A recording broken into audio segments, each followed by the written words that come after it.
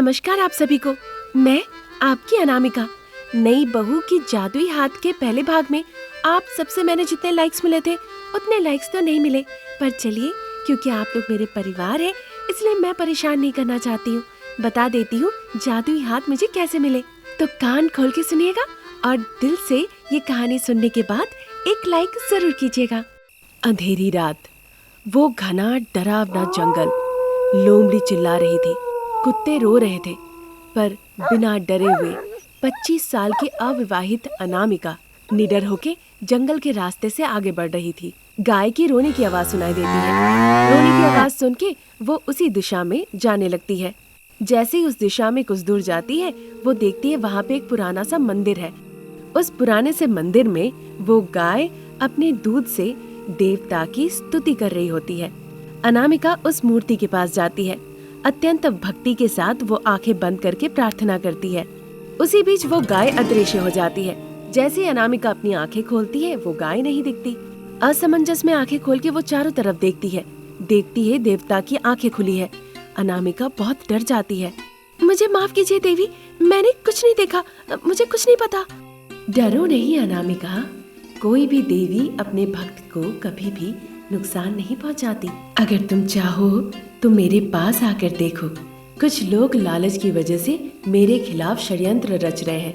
तुम बहुत साहसी हो, तुम ही मुझे बचा सकती हो। आप शक्तिशाली देवी है, आपको लोगों से संकट और मैं आपको उस संकट से उद्धार करूंगी। यही विधाता की मर्जी है। फिर तो मैं आपकी रक्षा जरूर करूंगी माँ। अनामिका जब ऐसा कह ही रही थी, तब अनामिका की माँ राधिका उसके बिस्तर के पास खड़ी थी, एक बाल्टी पानी लेकर, और फिर वो पानी अनामिका पे उड़ेल देती है। अनामिका गुस्से से अपनी माँ को देखने लगती है। राधिका हंसने लगती है। तभी पिताजी राजशेखर वहाँ पे आते हैं। देखते हैं कि बेटी अनामिका के सर पे पानी है। क्या राधिका, आज भी तुम्हारी बेटी कह रही है क्या वो देवी को बचाने जाएगी? हाँ, इसीलिए तो पानी से नहलाया। हाँ पिताजी, सच कह रही हूँ। पिछले 2-3 दिनों से यही सपना आ रहा है और मुझे तो लगता है कि ये सपना सच है। देखो बेटा, हमारा गांव कितना बढ़िया है।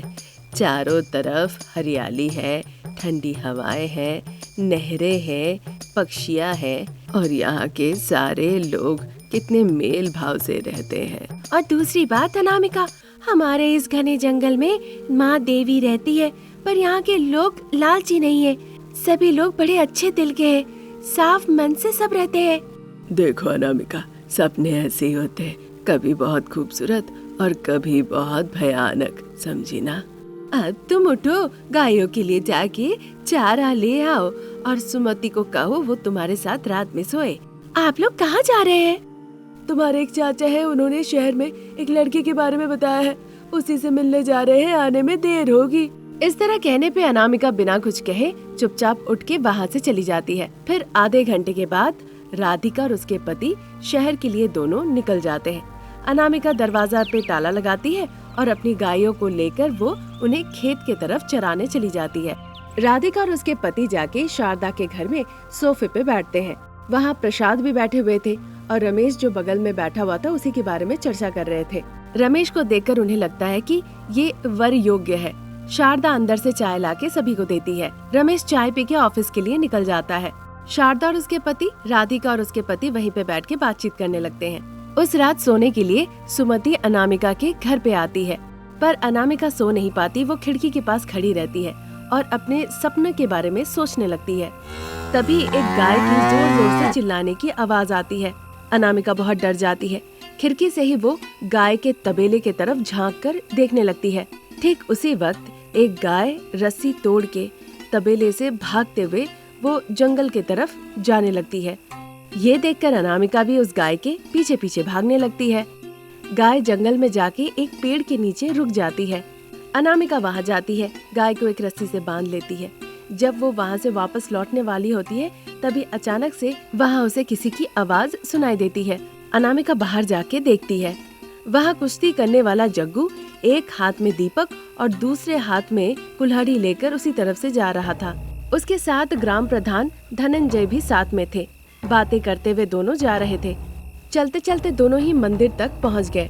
फिर अनामिका भी गाय का पीछा करते करते मंदिर तक जाकर पहुंच गई। फिर बिना उनके सामने आए वो जाके एक पेड़ के पीछे छिप जाती है।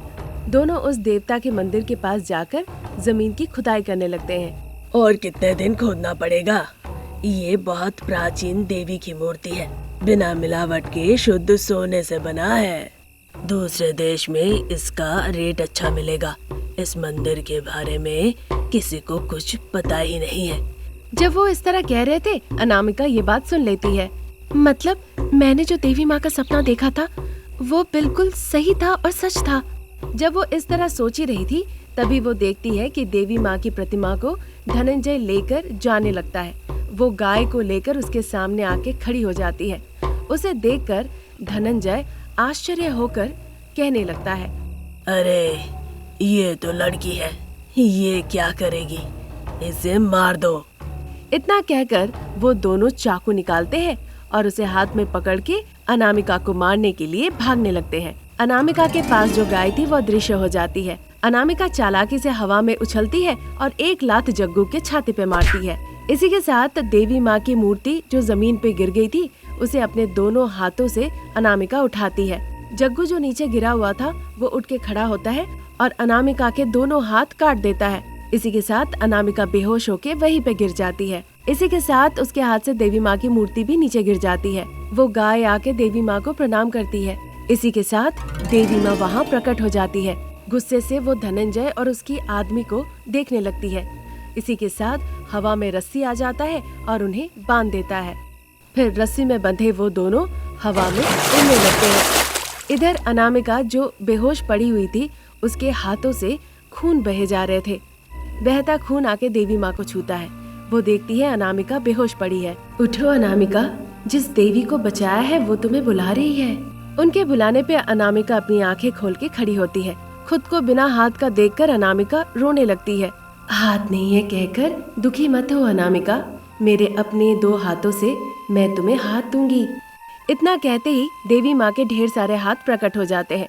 फिर उनके हाथों से 2 हाथ देखते ही देखते अदृश्य हो जाते हैं। वो अनामिका को मिल जाते हैं। खुश होकर अनामिका देवी माँ को प्रणाम करती है। फिर वहाँ से अनामिका अपनी गाय को लेकर घर लौट आती है। अगले दिन अनामिका अपने माता पिता को जो कुछ भी हुआ वो सब बताती है। लेकिन कहानी सुनने के बाद अनामिका के माता पिता ने उससे वादा कराया कि इस बारे में वो किसी से कुछ नहीं कहेगी। और इस तरह बिना कुछ कहे हुए ही मेरे माता पिता रमेश के साथ मेरी शादी करवा दी।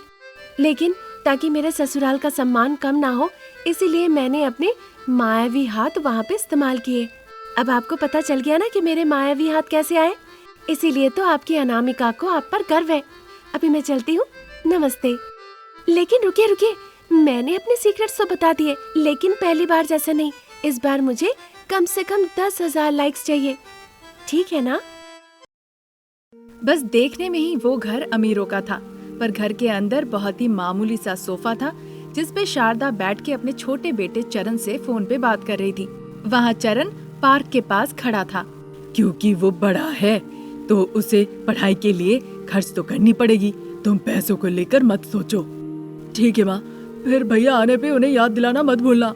तभी वहाँ पे मोनिका, जो कि मॉडर्न ड्रेस पहनी हुई थी, एक हाथ में आइसक्रीम खाते खाते और दूसरे हाथ में आइसक्रीम लेके चरण के पास आती है। चरण फोन रख के मोनिका से आइसक्रीम लेके खाने लगता है। तब रात के करीबन 9 बज रहे थे। अनामिका किचन का सारा कामकाज खत्म करके अपने बेडरूम की तरफ आ रही थी। उधर बेडरूम में बेड के ऊपर रमेश हाथों में कुछ पैसे लेकर बैठा हुआ था और परेशान था। तभी दूध का ग्लास लेकर अनामिका वहाँ आती है।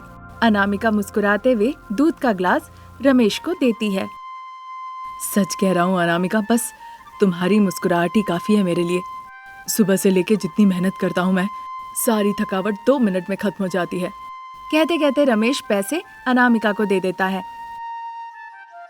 अजी, आप मुझे इतने कम पैसे दे रहे हैं, मैं घर कैसे चलाऊंगी? ऐसा कह ही रही थी, तभी शारदा वहाँ पे आ जाती है। बहू के हाथों में पैसे देखकर उसे बहुत ईर्ष्या होने लगती है और गुस्से से कहती है, क्या बड़े बेटे, मेरी बहू क्या कह रही है कि शहर में रहने वाले छोटे भाई को पैसे मत दो, यही ना? माँ, तुम अनामिका को सही नहीं समझ सकती हो, ठीक है, पर कम से कम गलत मत समझो।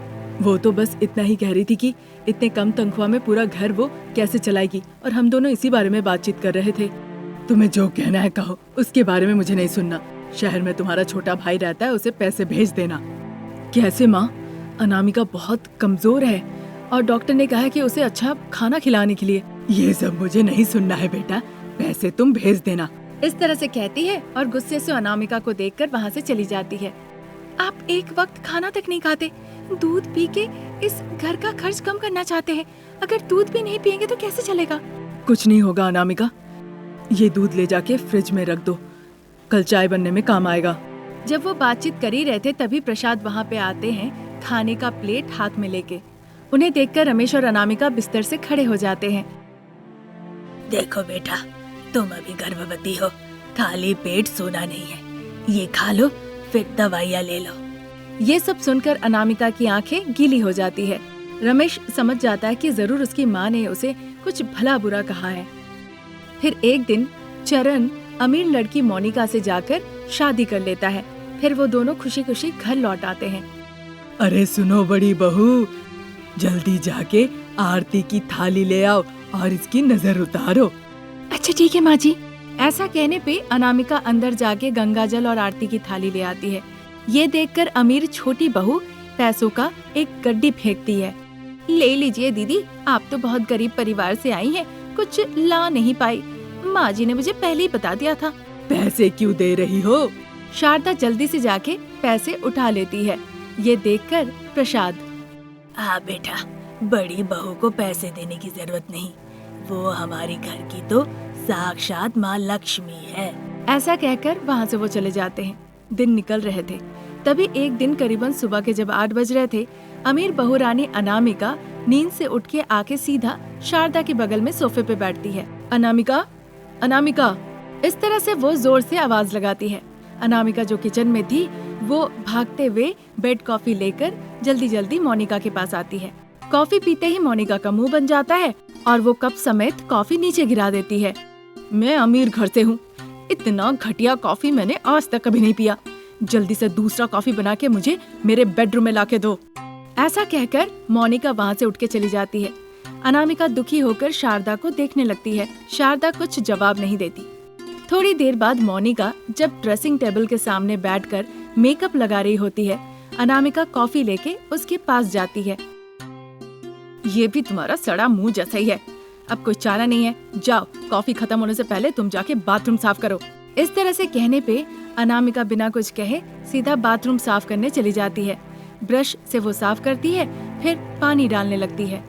इस तरह गर्भवती बहू अनामिका दिन रात बिना आराम किए हुए बस काम ही काम करती थी। तभी एक दिन मोनिका के कुछ अमीर दोस्त उसके घर आए हुए होते हैं। वो सब सोफे पे बैठकर बातचीत कर रहे थे। सभी को अनामिका कोल्ड ड्रिंक्स लाके पिलाती है। मौनी, ये कौन है? हमारी घर की नौकरानी, इस तरह मोनिका कहती है।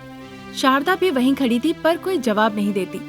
पर रमेश को ये बात सुन के अच्छा नहीं लगता, उसे बहुत गुस्सा आता है। मोनिका, वो मेरी पत्नी है, इस घर की बड़ी बहू, वो नौकरानी नहीं। तुम्हारे पास बस पैसे हैं, पर मेरी पत्नी के पास संस्कार भी है। जब कुछ कहो ना, उससे पहले जरा सोच के कहा करो। ऐसा कहकर गुस्से से वो वहाँ से चला जाता है। ये देखकर मोनिका के दोस्त उसे भला बुरा कहते हैं और वो भी चले जाते हैं। मोनिका बहुत गुस्से में थी। उसके पति चरण घर लौटने के बाद उसे पूरी कहानी वो खुल के बताती है। फिर रात में ही दोनों भाइयों के बीच बहुत लड़ाई होती है। भाई, तुम्हारी पत्नी मेरी पत्नी को सबके सामने नौकरानी कह रही थी। मोनिका क्यों? मैं भी कहता हूँ, तुम तो कर्मचारी हो। बेटा चरण, चुप रहिए पिताजी, आप तो बस अपने बड़े बेटे और बड़ी बहू को ही सम्मान देते हैं, छोटे के लिए तो प्यार ही नहीं। यहाँ तो हमारा सम्मान ही नहीं है, इसलिए मैं और मोनिका कहीं और जाके रहेंगे। कहीं और क्यों जाना? इसी घर को 2 हिस्से में बांट दीजिए ना। हाँ, यही होना चाहिए। ये गरीब बहुरानी तो अमीर बहुरानी को देखकर हमेशा जलती है, उसकी आंखों में साफ साफ झलकता है। इस तरह से शारदा के मुंह में जो भी आता है बड़ी बहू को बस वो सुनाती है। अगले दिन ही वो घर का बंटवारा कर देते हैं 2 हिस्से में। एक तरफ अनामिका और रमेश रहते हैं और दूसरे तरफ मोनिका और चरण खुशी खुशी रहने लगते हैं। शारदा से वो घर का सारा काम काज करवाते हैं और घर की नौकरानी बना के रखते हैं। शारदा को एहसास हो जाता है, उस बात से वो दुखी होती है और उसी हालत में अपना जीवन गुजारती है। आज यहीं तक। नई कहानी लेके जल्द हाजिर होंगे। नमस्कार।